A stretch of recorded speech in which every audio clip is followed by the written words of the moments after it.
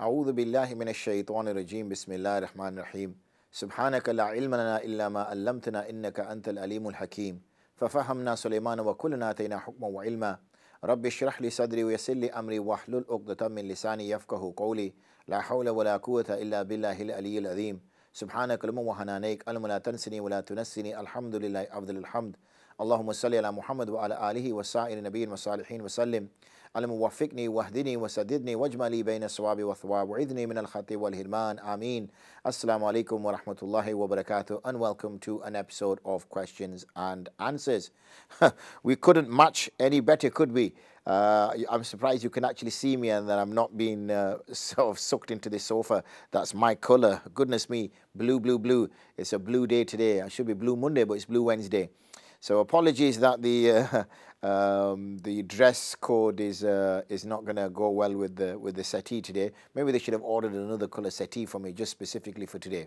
Or maybe they could have asked me to get a different jumper. But anyway, whatever it is, here we are, color coordinated, ready to go. You need to know a couple of things. One is what you need to know is the phone number to call in the studio, and that is 01274 214 299. That is 01274 214 299. And also you'd like our email address, which is q&a@iqra.tv. That's qanda@iqra.tv. So if you've got some questions, please do call them in. Alhamdulillah, Rajab has started. Tonight, after Maghrib being the first of Rajab, and obviously tomorrow the daytime being the first of Rajab. It's an important month because it just precedes Sha'ban, which just precedes Ramadan. There's a dua which we say, Al-Mubarak lana fi Rajab wa ballighna Sha'ban wa Ramadan, or Al-Mubarak lana fi Rajab wa Sha'ban wa ballighna Ramadan, meaning, oh Allah, put barakah in our Rajab and Sha'ban and let us reach to Ramadan. Because the companions, radiallahu anhum ajma'een, used to prepare well in advance for Ramadan. Because for them, Ramadan was a big, momentous occasion. It was an opportunity to do as many good deeds as possible. It was a time and a place where good deeds were multiplied. And what this meant was that when the good deeds multiplying, we could get to a very high status very, very quickly. So they will start preparing from now, making sure that they didn't have to work as many hours in Ramadan. You know, when we take holidays in Ramadan, we don't take holidays in Ramadan because we're going to do more ibadah. We take holidays in Ramadan because we're going to struggle with the fasting. So we think, you know what, I'm going to struggle with the fasting, so I'd rather be off Ramadan. That's the wrong attitude. We should be taking Ramadan off, yes, but in order to do more ibadah. Not as a holiday, to do more ibadah that, you know what, I don't have work to worry about. I can focus on my ibadah and I can get things done. Okay? So the questions, when you do, please call them in. It's 01274 214 299. And email is iqra TV. It is q&a@iqra.tv. So before I go on to my forum of questions that I receive on the Darul Ifta, we have received an email, a question via email, and the question is, I'm wondering the definition of a musafir, a traveler, and in terms of prayer, please explain in detail. Jazakallah khair. The Sharia gives a dispensation in the Hanafi madhab, which is wajib, and in the other madhahib, it is a choice. As most of the viewers will be of the Hanafi madhab, I will explain it from the Hanafi perspective. Therefore, when a person becomes a musafir, then there are certain requirements or certain changes that are applied to him. For instance, if he has got khufs on, those are those leather socks or socks which are defined or similar to leather socks, then he may be able to wipe on them for 3 days. Whereas when he is a non-traveler, a muqim, referred as a resident, then he may only wipe on them for 24 hours. So that changes. The second thing which changes is that when it comes to his fard prayers of the 4 rakats, be that Dhuhr, Asr and Isha, they will be reduced to 2 rakats. And if in case of emergency or difficulty, he can, if he chooses, if it's too difficult, he can be excused, or he may be excused from not praying the Sunnah Mu'akkada. So that is what the hukam is for a musafir. How does a person become a musafir? A person becomes a musafir when he has intention to travel for 55 miles or more. When he makes intention that I'm now going to Nottingham, and I'm in Bradford currently, or I'm going to Ipswich, or I'm going to Scarborough, or I'm going to London, or whatever trek he's going on, all of those 4 destinations are at least 55 miles away from Bradford. He makes that intention, then he is musafir. But he has to wait for the ahkam to apply when he gets to the outskirts of his city. So if I'm still in Bradford and I'm intending to travel in half an hour to go to Scarborough, for example, and it's Zuhr time, then I would pray Zuhr because I'm not set off yet. I cannot say, yes, but I'm intending to be a musafir in half an hour. That does not matter. I have to be a musafir at the time I'm praying that prayer. How do I become a musafir? I have to reach the outskirts of my city. Again, I give Bradford as an example. If you reach to the outskirts, say the M606, or the outskirts of the city, if you're going the other way towards Shipley, you start getting into Shipley, outside of Shipley, into Saltaire, or going up North Yorkshire, you started to get, beyond, the small villages, and you're now sort of getting into a Skipton way or whatever. In all of these circumstances, when you get to the outskirts of the city, you are now a musafir. So even though I've not reached Scarborough, let's just say I get to, I don't know, I know you're going to say that's not the route to take to go to Scarborough, but let's say I get to York, okay? I'm only saying that because I don't know what comes in the way between Bradford and Scarborough, because the last time I went to Scarborough was probably when I was a kid at school. So let's pretend that the way to Scarborough is through York. So even if I reach York, okay, I've reached York, I will still pray my salah as 2 rakats, even though I'm in York. I've not reached Scarborough yet, because I've gone outside of my city limits and I'm a musafir. One last point I need to make, and that is the duration of time I'm going to spend when I arrive at Scarborough. So I stay as a musafir. When I arrive at Scarborough, what do I do now at Scarborough?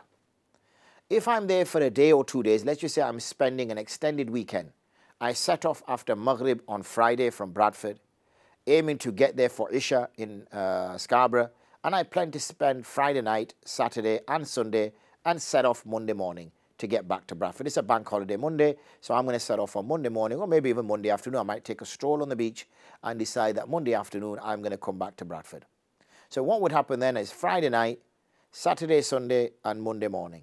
That's 2.5 days, maximum 3 days.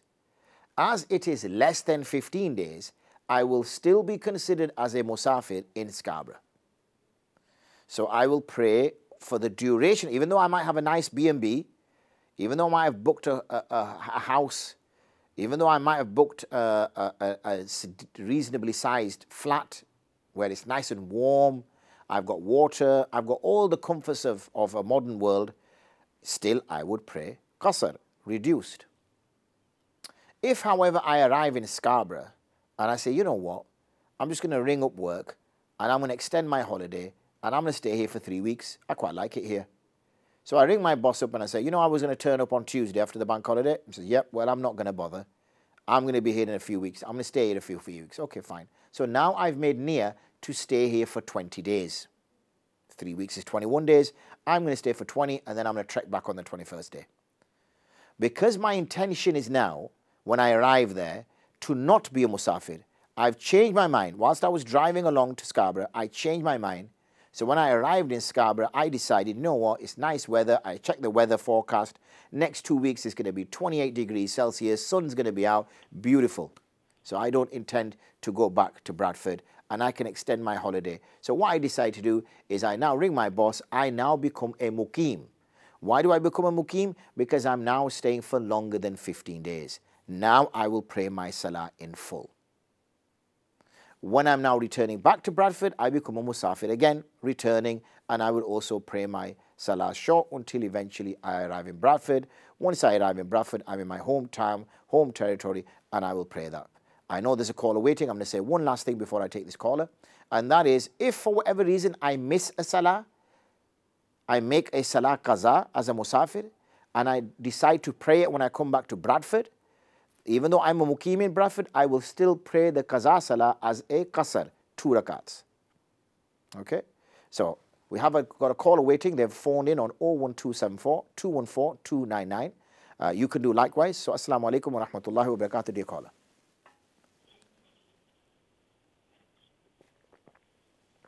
Can you hear me?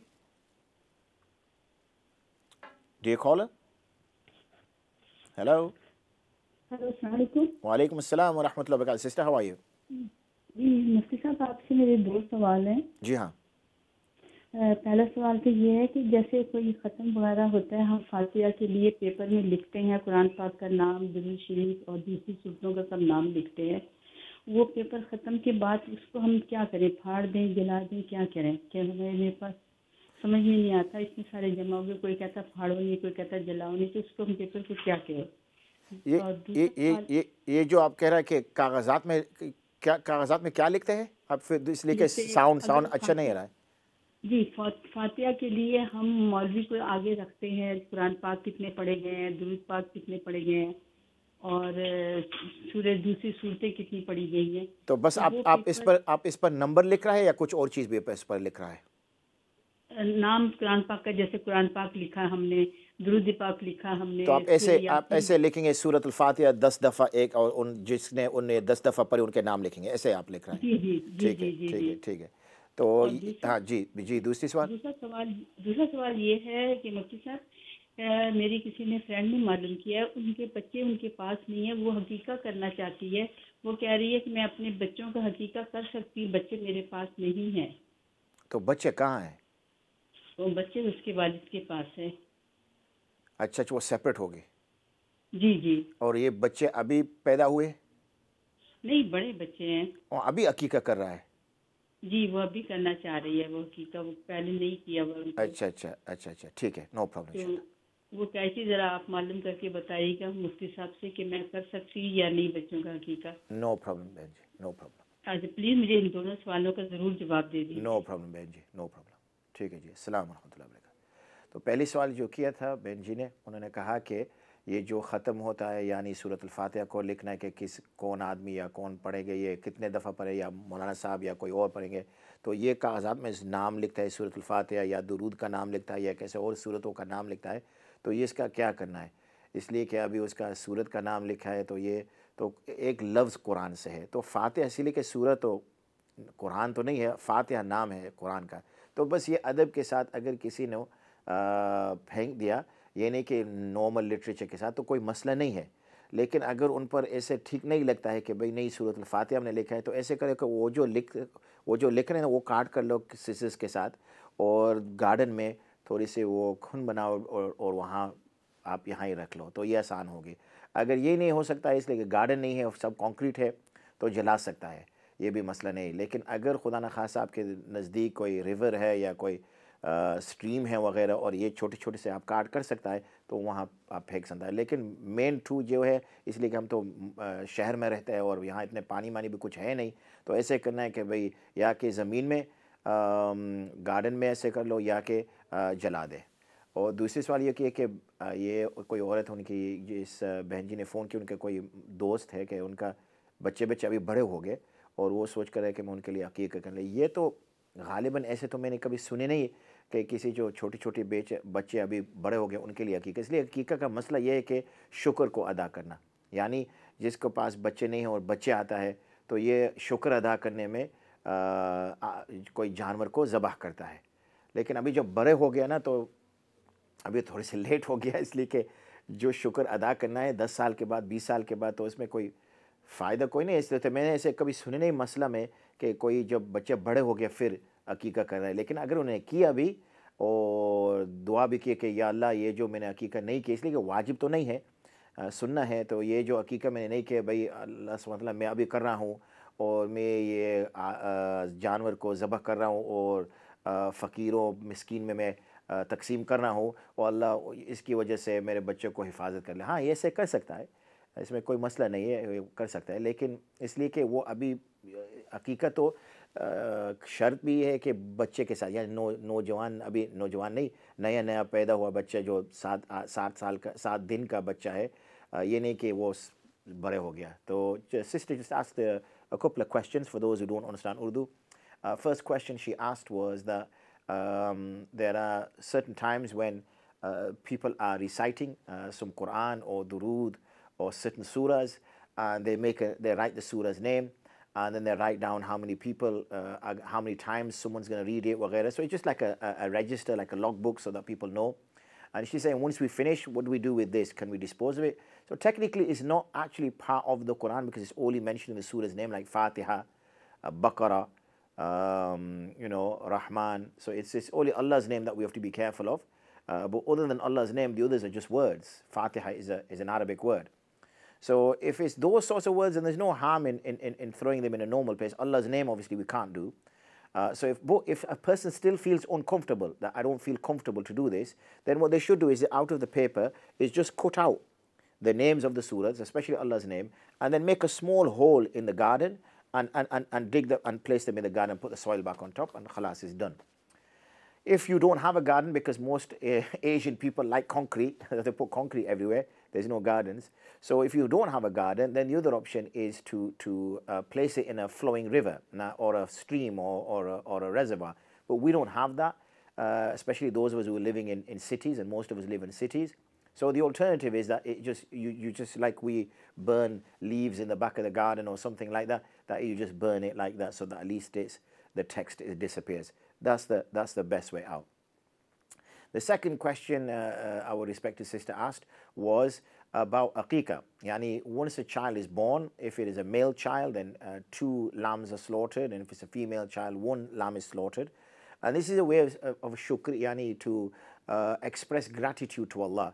Yani shukran lillah. Alhamdulillah, that Allah, you gave us a child, the child is alive, fit, waghaira, waghaira. So as a way of showing shukr, we take an animal, we slaughter an animal, and we feed that to relatives, friends, neighbors, waghaira. The lady who asked our dear sister the question, her children are grown up. I don't know how old they are. Maybe they're 8, 9, 10, maybe 15, maybe they're a lot older, and they don't live with her, and she wants to do that now. So I've never come across an example of that where the child is grown up and then somebody is asking, because it's not fard. So it's not like you have to do qaza of it. It is sunnah. And once you've missed that sunnah, you've missed it. However, if the lady is still adamant that she wants to do it, then there's no harm. She can slaughter an animal in the name of her children and say that, Ya Allah, I'm going to give this out and share it amongst the poor people in whatever, Bangladesh, Pakistan, India. And, oh Allah, and give the jaza khair from this to my children. And protect them from nazar, protect them from evil, protect them from hasad, protect them from sins, whatever niyyah the sister wants to make. Obviously, a woman's mother's dua is maqbool, is accepted for her children, so she should make dua for her children. So that's one way she can resolve that particular problem for herself, inshallah ta'ala. So jazakumullah khairan, sister, for calling. So अगर आपके पास सवाल है और उर्दू में बोलना है तो भी आप उर्दू में बोल सकते हैं. मैं इंशाल्लाह ताला आपको उर्दू में भी जवाब दूंगा, और फिर जो हमारे साथी है, सुन रहे हैं, देख रहे हैं, अगर वो उर्दू नहीं समझता है तो उनके लिए मैं अंग्रेज़ी में तर्जुमा भी करूँगा. So if you do have a question in Urdu, then feel free to ring in, pose your question in Urdu, and as I was saying, I will respond to you in Urdu. But then also for the benefit of the other viewers and the other listeners who may not obviously speak Urdu, then for their benefit, I'll also translate it into English as well. So jazakumullah khairan again. So the sister rang on 01274 214 299. That's 01274 214 299. You can likewise make that call. I would suggest you don't make that call right now, and you make that call after our break, because we're literally seconds away from our break. And then inshallah we will return again for our second segment, and we will have plenty of time for you to call in with your questions. So we will get back to the questions that I have with regards to our own forums. But for now, obviously, inshallah, we're going to decide to take a break. And if we don't have our call or callers waiting for us when we return, then I will tackle the questions that have come in on our forum. We've already dealt with the email question that came in with regards to a detailed explanation about a musafir, a traveler. That came in on our email address, which is q&a@iqra.tv. And you can drop an email in at any time, 24 hours a day, 7 days a week. And when I return on Wednesday, inshallah, we will deal with those questions that come in there. So jazakumullah khairan for listening. We're going to take a short break. I'm going to drink some more of this coffee. And I'll see you soon. Assalamu alaikum wa rahmatullahi wa barakatuh.